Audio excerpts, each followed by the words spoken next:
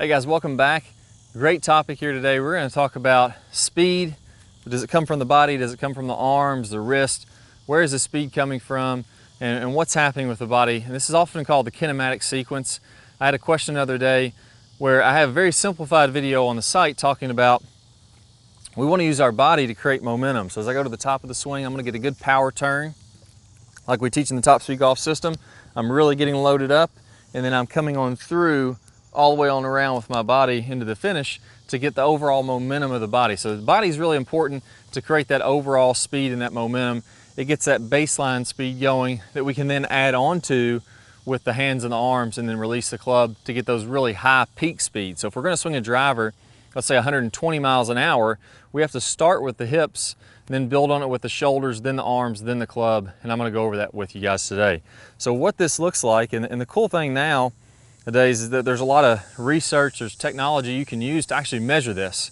So what this shows is, as I go to the top of my swing, let's say this is the very top of my swing, I'm going to start down by accelerating my hips first. So the very first thing that's going to start down, actually as I'm still swinging back, I'm going to be about right here, and my hips are already starting to start forward as my arms and hands are still completing the backswing.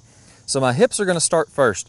Now the key here is, and where I see a lot of people go wrong, is they've been taught it's all about hip speed, and from there you just try to fire the hips as fast as you can to get a lot of speed.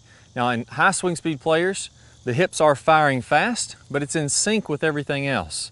We're not trying to go all out all at once. So my hips are going first, and what's going to happen, you're going to see my hips kind of peak out in speed about halfway into the downswing. So my hips are moving about as fast as they're going to move as I'm getting into max lag with my hands. So my hands hadn't really begun to fire yet. My arms haven't begun to fire. Now from there, what happens is as my hips get closer to the straight line release, and this is one of the reasons that the straight line release that we teach in the Top Speed Golf system makes so much sense, is that as my hips get closer to the straight line release, or 45 degrees in front, they're actually going to start to slow down. So they've built this overall momentum. You can kind of think of it as a train rolling down the track, and this is actually the video that I got the question on. If you imagine a train rolling down the track going 40, 50 miles an hour, these are your hips. Now imagine on the roof of that train, you had another train, and this first train's going 60, the train on top of it is going 60 miles an hour, but it's riding on the roof, so that would add up to 120. That's a very simplified version of it. In reality, what's happening is my hips are starting that momentum.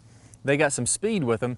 They're going to start to slow down a little bit, and my shoulders are going to continue to speed up. Then as my shoulders slow down, then my arms are going to speed up. And then as my arms slow down coming through contact, the club is going to finally speed up. So it's kind of the hips in the downswing. Let's kind of go through this just step by step. If I'm looking at my hips, they're going to accelerate until about halfway into the downswing, and they're actually going to decelerate, slow down a little bit as I get to my straight line release. Now let's take it up to the shoulders. My shoulders are going to continue to accelerate, and then as they get closer to the straight line release, they're actually going to slow down a little bit. So everything's kind of catching up to itself. Everything is coming to that release point about 45 degrees in front. So my hips went, slowed down as I got to the straight line release. My shoulders built on top of the speed of my hips, they start to slow down as I'm getting closer to the straight line release. Now my hands and my arms moving, they are going to speed up in the downswing, and then as I get closer to impact, they begin to slow, and then they kind of max out and slow down as they get to the straight line release. So now it's my hips, my shoulders, and my arms of the straight line release. And then my club does the same thing. It maxes out. It's going slow as I'm about halfway down. As I'm getting to my max lag position, my hands and arms aren't moving very fast, or my club isn't moving very fast. It's going to accelerate, accelerate, accelerate all the way through contact. It's accelerating, so it's the last piece to go. It's kind of like the tip of the whip cracking through contact. It's going to accelerate as it comes through the ball, and then it's going to start to decelerate as it reaches the straight line release. So the straight line release is where everything kind of catches up to each other.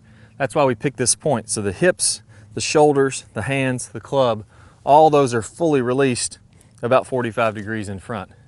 So that's the sequence of things happening. Our hips start the ball rolling. As they slow down, the shoulders build on the hip speed. As they slow down, the arms build on the shoulder speed. They slow down, the club whips on through, reaches maximum acceleration as it's coming through the ball, and then right after that, it's going to start slowing down. So which piece of this, or what should I feel? That's the overall idea. That's great to know.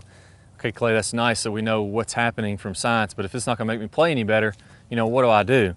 So what I recommend is working through what we do in the straight line release section of the website, where we really focus on pairing up your lag position here with getting everything synced up.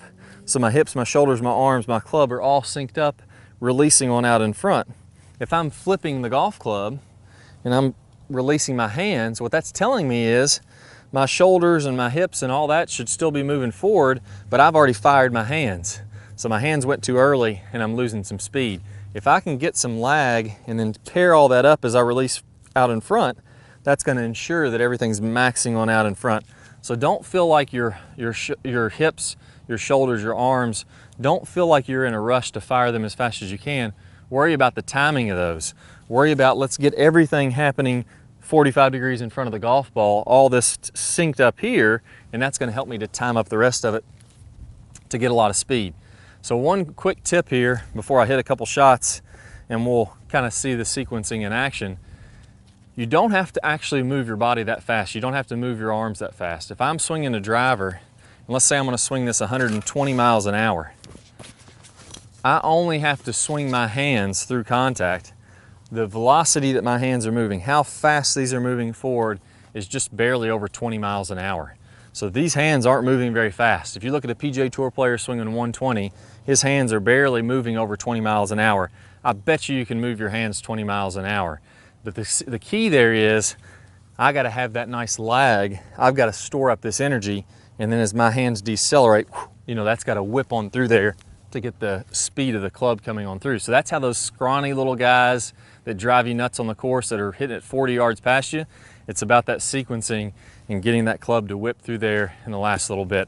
So let's try this out, and I want to hit a couple balls here, and I want to focus on getting those my hips, shoulders, hands, club, everything to get to that straight line release in front. I'll do one full speed, and then we'll go ahead and look at a slow motion swing so you guys can see this in action. There we go, nice solid shot. Right at the pin, so everything synced up there. Let's go ahead and play one in slow motion now so you guys can see this in a lot more detail.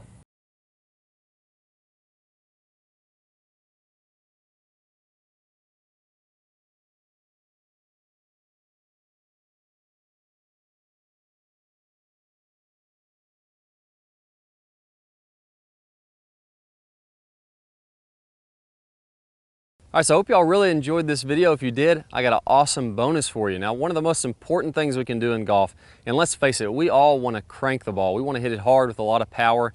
That's probably the #1 thing to improving your golf game that I found. And the best thing to do to improve your speed, your power, is to get a lot more lag in the downswing. So I got a great bonus for you. One of the #1 mistakes that I see people make that is really killing their lag. I'm going to play a preview of that video. If you want to watch the full thing, all you have to do, if you're on a desktop device, you're on a computer, go ahead and click the link that pops up on your screen. That'll get you instant access to that full video, plus 5 bonus videos from our Top Speed Golf system. It's going to walk you through the entire system. And then if you're on a mobile device, a tablet, you're going to go ahead and click on the iCard that's somewhere on the screen right now. Go ahead and click that iCard, click that link. It's going to get you instant access, and I'll see you all in the lag video. Hi guys, and welcome back. I'm Clay Ballard, and in today's video we're going to talk about one of the absolute worst drills for creating lag. It's a very common drill that I see. And in this drill, what we're going to do is we're going to set the wrist very early to create an angle of lag, and then we're going to try to hold this throughout the swing. It's one of the worst things that you can do to build lag. I'm going to talk about the science behind why this is the case, and I'm also going to give you a great drill to help you improve your lag, all in this video. Let's go ahead and get started. If I do it this way versus holding that position, exact same thing happens when we're building the lag in the golf swing. So what we want to do is throughout the swing, I want to have a very low and wide takeaway. So I'm not going to set my wrist early at all. If you look at a lot of the top players, you look at Adam Scott, very wide takeaway, not very much wrist set at all. You look at Rory McIlroy, you look at Tiger Woods. All these players are using a wide takeaway and not getting very much wrist set, so that later in the swing, as we start down, we can increase this wrist set, and we're really only going to max out this angle of lag for a split second in the downswing. Okay, so a 3-step drill here. Now, as we get started with this, I want to remind you that the fulcrum in this golf club for getting a massive amount of lag is right at the end of the golf club. This is where I want my hinge point to be.